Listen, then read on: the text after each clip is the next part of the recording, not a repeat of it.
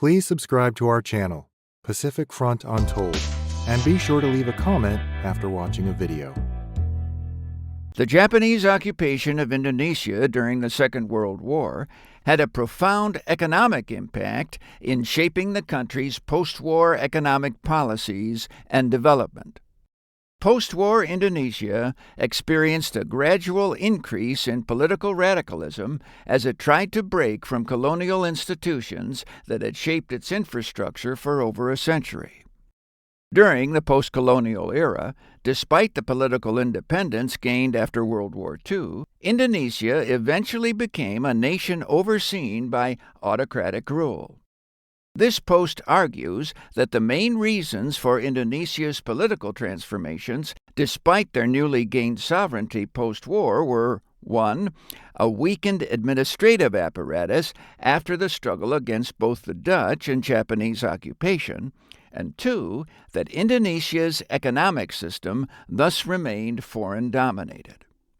According to historian M.C. Rickliffs, the Japanese occupation of Indonesia aimed to completely reorient the economy to center Imperial Japan as the overseer of the Pacific and Greater Asia.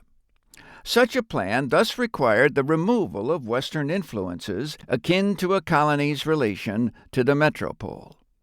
Thus, as scholar Shigeru Sato argues, operating on limited time, the Japanese used the existing colonial administrative structure left over by the Dutch, which emphasized nationalistic loyalty towards the occupying military. Major impacts of the economic policies under the Japanese occupation included regulating trade and doing away with traditional export markets. This included liquidating businesses in select economic sectors like agriculture, while others, including those under foreign ownership, were confiscated. Industries crucial to the war effort, like oil, communications, and mining, were brought under military control. Agricultural production, exports, and traditional Indonesian markets were hit especially hard due to the overall economic restructuring as part of its wartime objectives, which failed due to poor management. Alongside inflation in the Greater East Asia co-prosperity sphere from 1943 onwards. The Indonesian archipelago was split into 3 areas under the Japanese occupying governing military that applied different economic policies to these regions.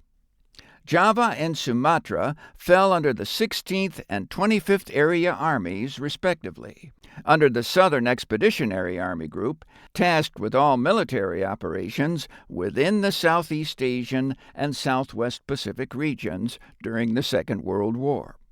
Under the Japanese 16th Army, Java saw a significant increase in nationalistic sentiments given its political importance despite its economic insignificance, and its main resource was people, in other words, laborers.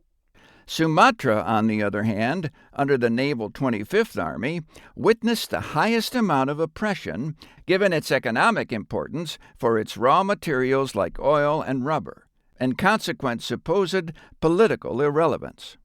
World War II disrupted and spurred on political changes in colonial Indonesia.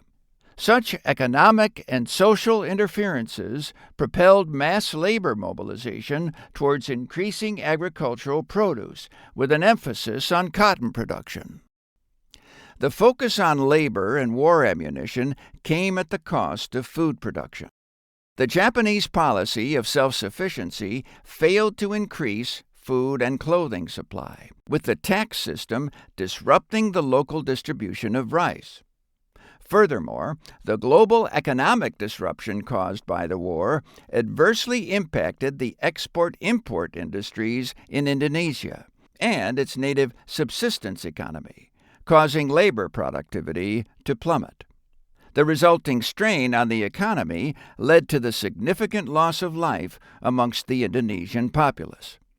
Later, about 2.4 million people succumbed to illness and malnourishment between 1944 and 1945. Upon independence, Indonesia's socialist government under President Sukarno saw its administration mainly composed of experts with prior governing experience under Dutch and/or Japanese rule. However, despite the commitment to democracy, Indonesia's government faced frequent clashes between and within political parties, resulting in quick successions that disrupted the smooth implementation and planning of economic policies. Ultimately, by the 1950s, the government failed to curb economic power of Dutch enterprises, while also lacking support for the Indonesian entrepreneurial class. Independent Indonesia chose democracy in 1945, with an unfortunate collapse in 1957, disappointing the expectations set during the revolution of 1945 to 1949, when sovereignty transferred from the Dutch to the Republic of Indonesia. Slow economic development in the face of rapid population increase caused urban areas to become the focus of politics, overshadowing the needs of rural areas and outer islands. Furthermore, the issue of circulating Japanese banknotes also worsened the mounting inflation post-1945. Due to the Japanese occupation, agriculture in Indonesia failed to recover by the 1950s.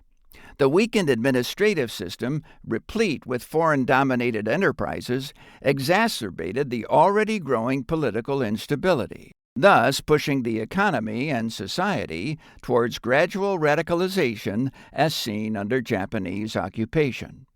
In the tumultuous years after independence, military destruction and the collapse of significant agricultural and industrial sectors exacerbated the already uneven socio-economic growth of Java and the outlying islands. Currency pegging encouraged smuggling. While foreign markets were considered necessary by the general public, the overt support for them led to political complications.